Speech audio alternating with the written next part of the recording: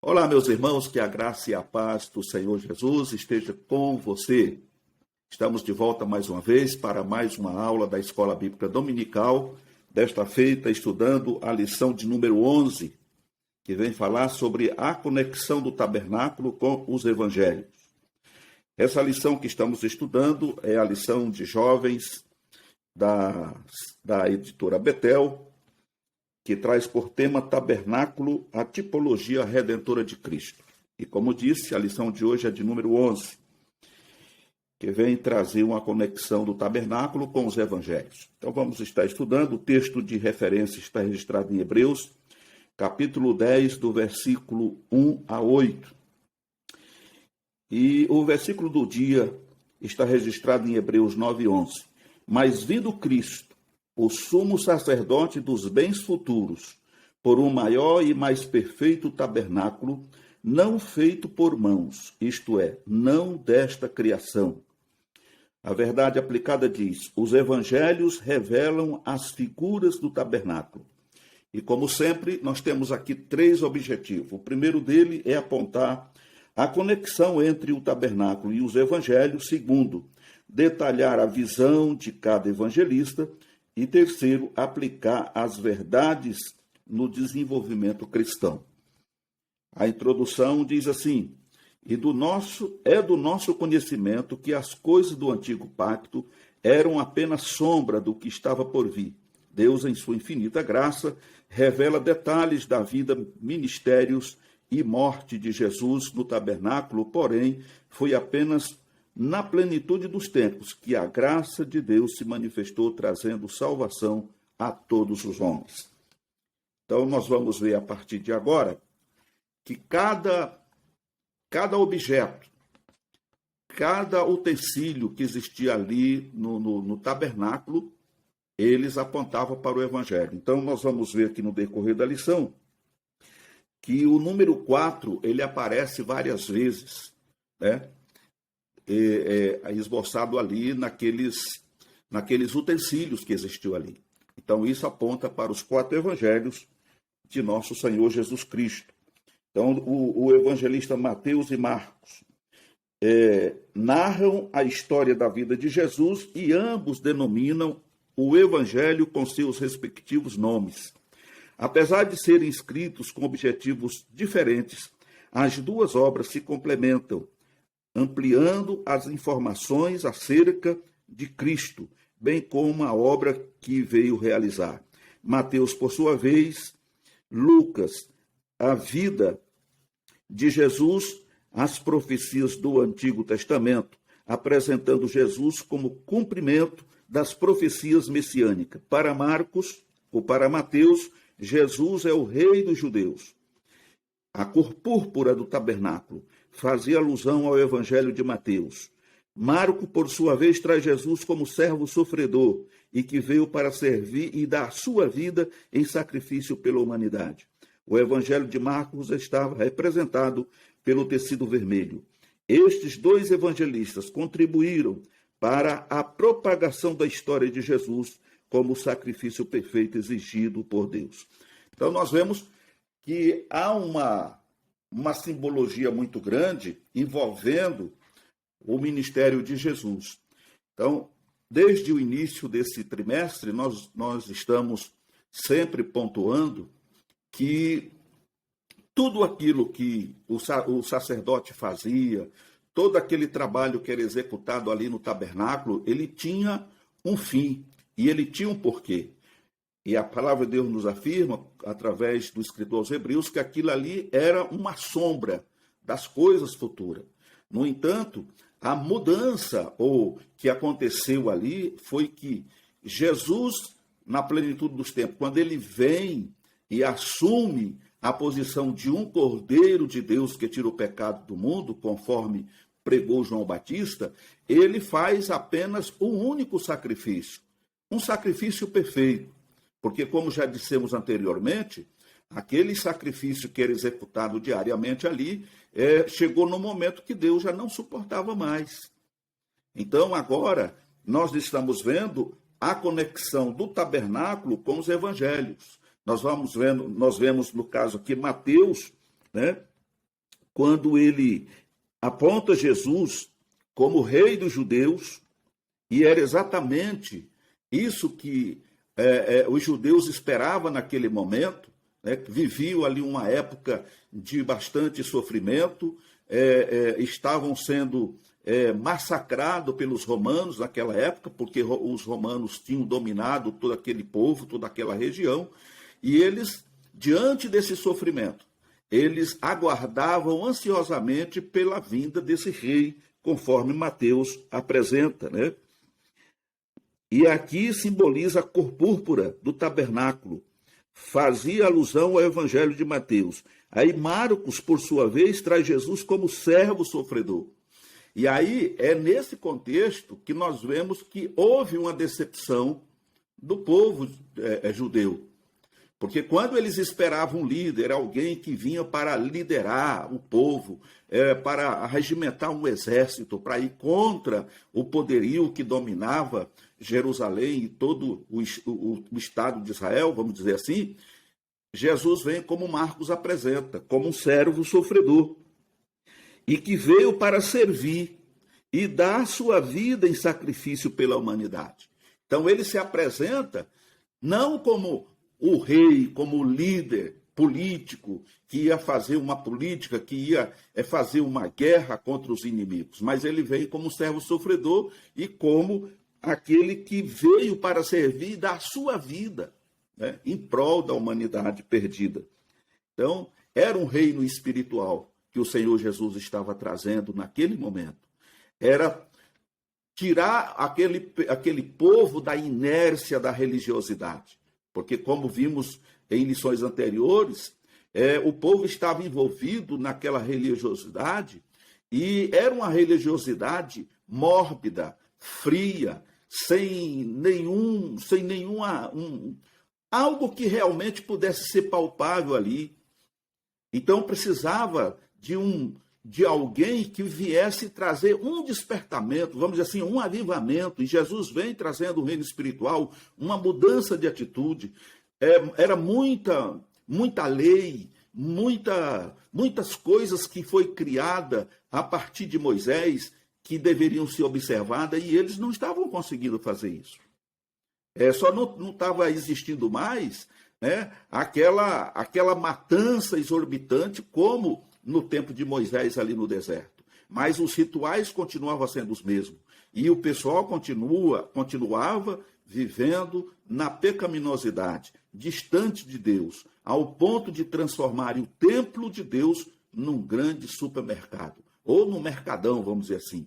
Ali as pessoas já não precisavam mais trazer os animais para o sacrifício. Eles podiam ir tranquilo e lá eles compravam. Então virou um comércio, houve uma miscelânea, um misticismo, vamos dizer, uma idolatria pelo templo e por tudo que existia ali. Então Jesus veio para trazer uma mudança radical, um renovo espiritual para o povo. No entanto, eles esperavam uma coisa e quando Jesus se apresenta, Jesus vem trazendo paz, vem trazendo amor, vem trazendo libertação, vem trazendo a cura. Então eles falaram, não, esse não é o Messias. Aquele que nós esperamos é aquele que vai chegar aqui e vai insuflar o povo para uma rebelião, para uma revolta, para uma guerra, e ele vai tomar o poder e vai governar sobre nós eternamente. Ok? Então nós vemos aqui no segundo ponto, melhor dizendo, o Evangelho de Marcos estava representado pelo tecido vermelho. Estes dois evangelistas contribuíram para a pregação da história de Jesus como sacrifício perfeito exigido por Deus. Estes dois evangelistas, né, no caso o evangelho de Lucas e João, né, se caracterizam por trazer detalhes de informações sobre Jesus. Lucas se preocupou em mostrar Jesus como filho do homem, sendo rico em detalhes acerca de sua infância e desenvolvimento humano e ministerial. João, por sua vez, mostra Jesus como filho de Deus, narrando discursos em que, com veemência, Jesus usa a expressão "eu sou". No tabernáculo, vemos a representação do Evangelho de Lucas, através do coro usado na parede. na parede externa do tabernáculo, que simboliza o corpo sem qualquer beleza, ou seja, a humanidade de Jesus. Já o Evangelho de João, representado pela cor azul, simbolizando o lugar de onde viria a salvação. Então, Lucas, ele desnuda Jesus, porque ele apresenta Jesus como aquele que veio se entregar pela humanidade. Então, a palavra de Deus nos afirma que o Senhor deixou o seu trono de glória, deixou toda a glória, toda a reverência que ele tinha lá junto com o Pai, e se tornou carne, e habitou entre os homens. E isso descreve muito bem o profeta Isaías, né? E as pessoas olhavam para ele e não via beleza alguma. Então, ele não era aquela pessoa como um astro, né? Um artista, alguém que chama a atenção de longe. Mas ele era um homem humilde e sofredor, uma pessoa acostumada com o trabalho. Esse foi o Cristo que veio, representado ali pelo couro que ficava na parte externa do tabernáculo. E ele veio para cumprir uma missão espiritual, não apenas em favor dos judeus, mas em favor de toda a humanidade, para se cumprir o que está registrado em João 3,16, quando diz: porque Deus amou o mundo de tal maneira. Então, nós não estamos vendo aqui, neste versículo, que Deus amou apenas os judeus, né? Mas Deus ama o mundo de tal maneira que deu o seu único filho, ou o seu filho unigênito, para que todo aquele que nele crê não pereça, mas tenha a vida eterna. Um outro ponto que nós podemos salientar aqui é como aconteceu lá no deserto, quando o povo foi atacado por aquelas serpentes. E as pessoas que eram atacadas por aquela serpente automaticamente estavam morrendo. Então Deus orienta Moisés a fazer uma cópia de uma daquelas cobras e colocar numa haste e pôr num lugar alto para que todo aquele que fosse picado pela serpente, olhando para aquela cobra de metal, seria liberto do veneno daquela serpente que tinha ali picado.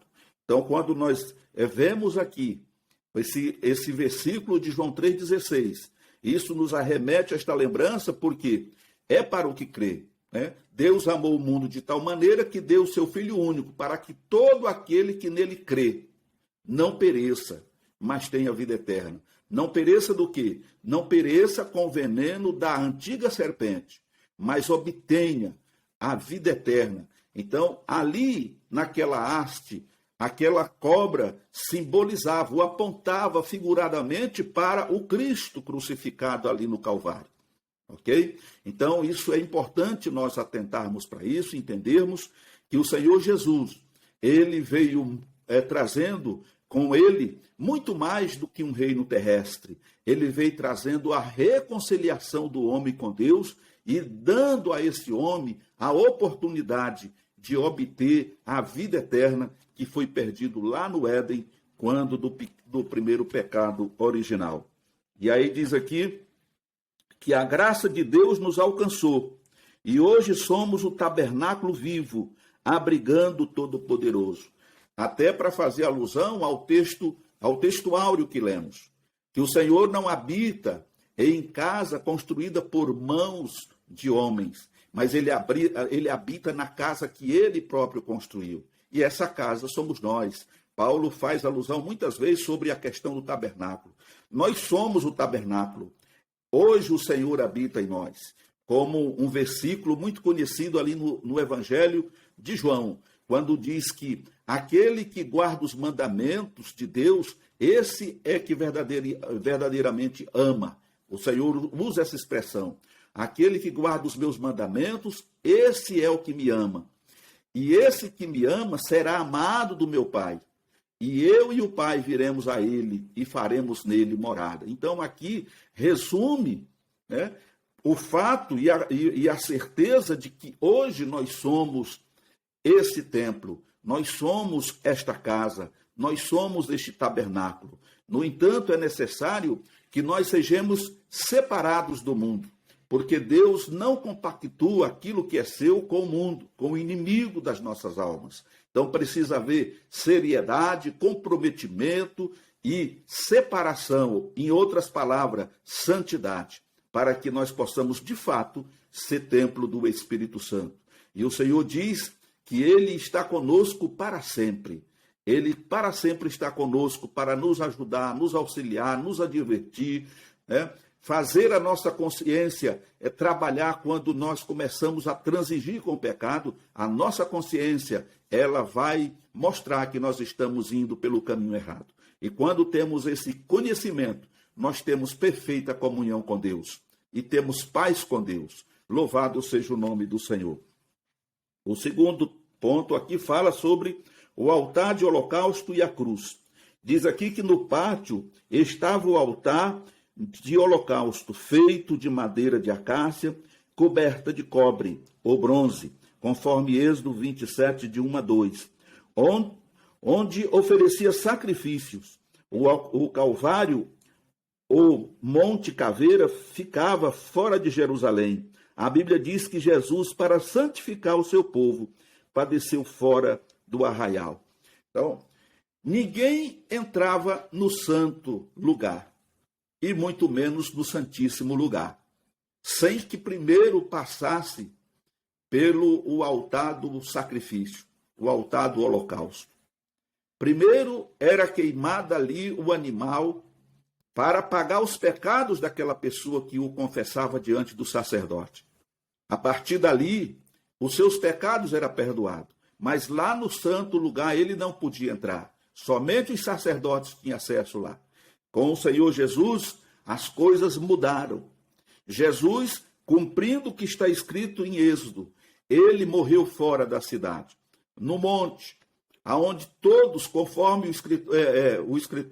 o profeta Isaías escrevendo, ele diz que todas as pessoas olhariam para o Senhor Jesus, e o Senhor Jesus os atrairia, porque todos veriam ele pendurado no Calvário. Olhai para mim e sereis salvos todos os termos da terra. Então nós vemos, meus queridos, que como a ovelha muda foi levada ao matador, não abriu a sua boca, foi levada, ela passou por dentro de Jerusalém, carregando a cruz, até chegar no local aonde ele ia ser sacrificado. Vemos aqui ainda que quando o ofertante chegava diante do sacerdote e ambos estavam frente ao altar, um animal morria no lugar do pecador, levando a culpa pelos seus pecados.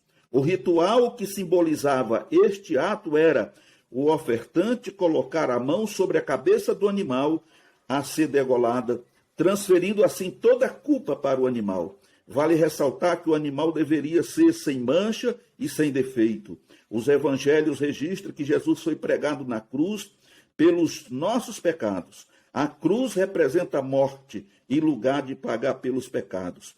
Jesus, porém, não tinha pecados. Morreu de forma substitutiva, levando o pecado de toda a humanidade. Isaías ressalta ainda que Deus se agradou ao ver seu filho expiar o pecado, conforme Isaías 53, verso 4 a 10. Ele morreu para que a humanidade tivesse direito à vida eterna.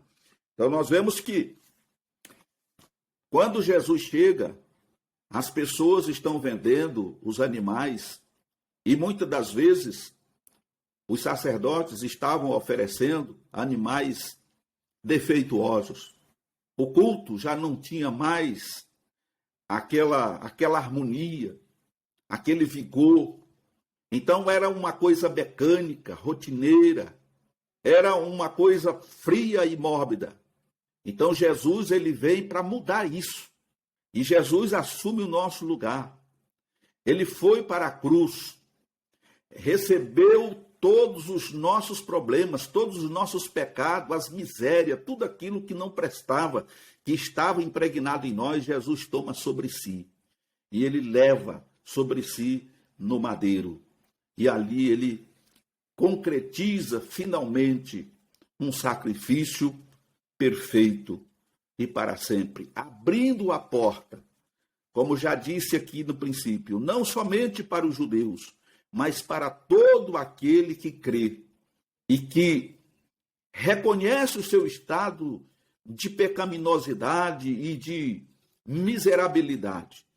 Então, quando ele olha para Jesus, consciente do seu pecado, entendendo que Jesus deu a sua vida pela vida dessa pessoa, ele reconhece que Jesus morreu em seu lugar e o aceita como Salvador, os seus pecados são perdoados, o seu nome é escrito no livro da vida e ele passa agora a ter a vida eterna que o Senhor nos garante e garante a todos que permanecerem fiéis até o fim.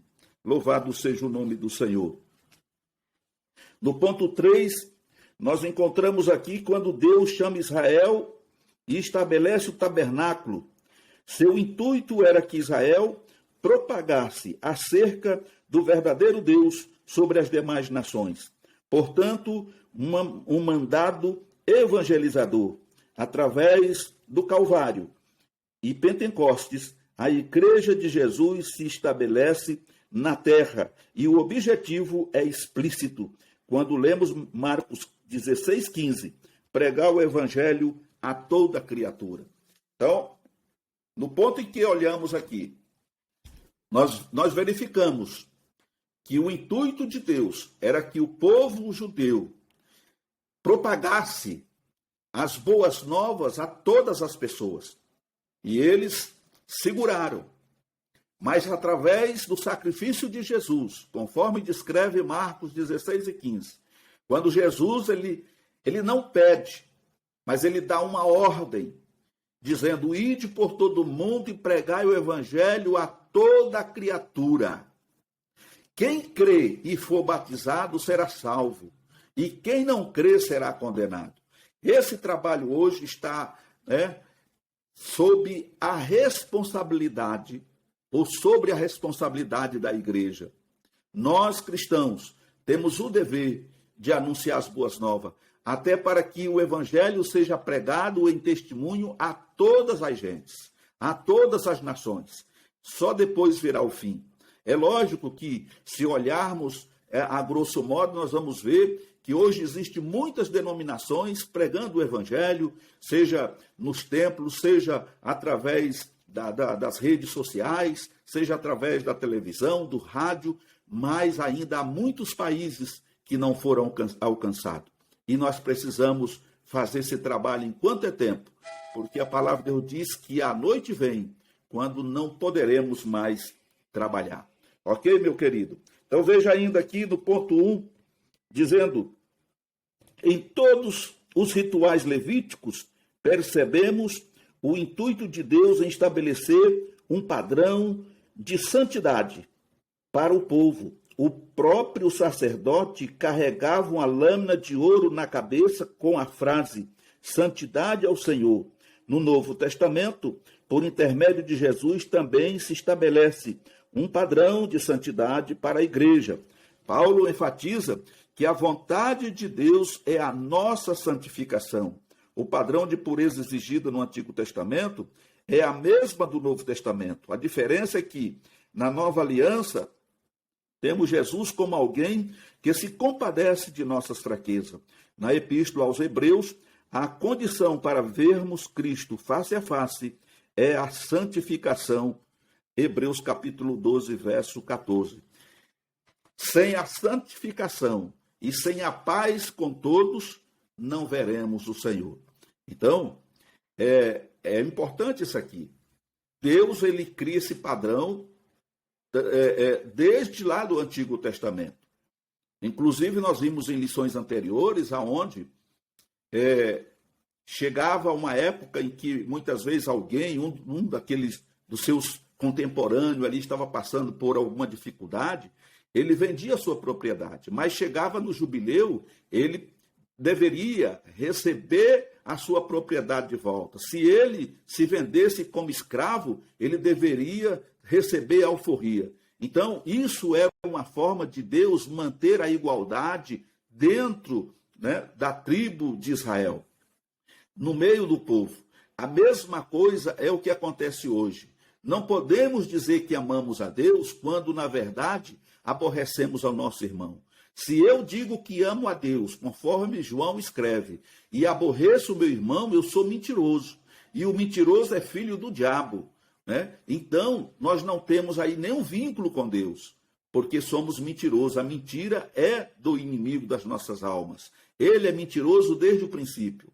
Então, para nos santificar, não basta apenas eu ser crente isoladamente e procurar santificação. A minha santificação, ela é apresentada, conforme o que nós lemos aqui, através da comunhão com o meu próximo, com o irmão, amando e tendo paz com ele. É claro que a palavra de Deus também nos afirma, dizendo que no que depender de nós, nós devemos ter paz com todos os homens. Mas nem sempre é possível. No que depender de você, você precisa ter paz. Mas às vezes a outra pessoa não quer ter paz com você. Não tem nenhum problema. Ela não querer ter paz com você é uma coisa. Agora, você não pode ser inimiga daquela pessoa, porque ela fez ou deixou de fazer algo por você. É por isso que nós precisamos amar os nossos inimigos e orar pelos que nos perseguem. É difícil? É muito difícil, mas essa é a fórmula que Deus nos dá para que um dia possamos vê-lo face a face. Seguir a santificação e a paz com todos e a comunhão, porque sem ela nós não vamos ver Deus. Vamos ficar brincando aqui de ser crente, carregando a Bíblia debaixo do braço para aqui e para acolá, pregando, ensinando, fazendo um monte de coisa, aborrecendo nosso irmão, não ajudando o necessitado, fazendo coisas que estaria na nossa competência de fazer, por humanidade ou até por fraternidade. E muitas vezes fechamos os olhos, tapamos os ouvidos para não ver e não ouvir o clamor do nosso irmão. Muitas das vezes estamos no templo, mas é como se estivéssemos no meio de um deserto. Estamos rodeados de pessoas, mas estamos isolados. Não temos comunhão e nem comunicação com ninguém. Não procuramos saber como está aquele irmão, conhecer ele, como ele está, se ele precisa de algo. Somos pessoas anônimas. Malemar se cumprimenta quando termina a reunião na igreja. Infelizmente, vivemos tempos frios e gelados no sentido espiritual.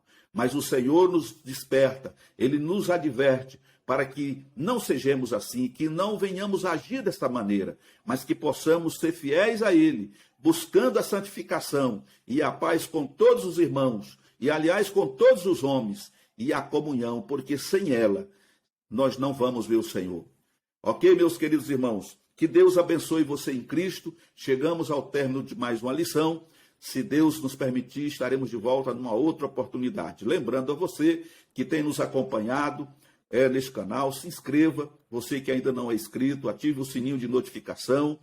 Nos dê aquele joinha, isso é muito importante para o nosso crescimento aí no canal. Nos ajude e faça aí o seu comentário, compartilhe nas suas redes sociais e mande esse vídeo para os seus amigos, para os seus familiares, para os irmãos da igreja.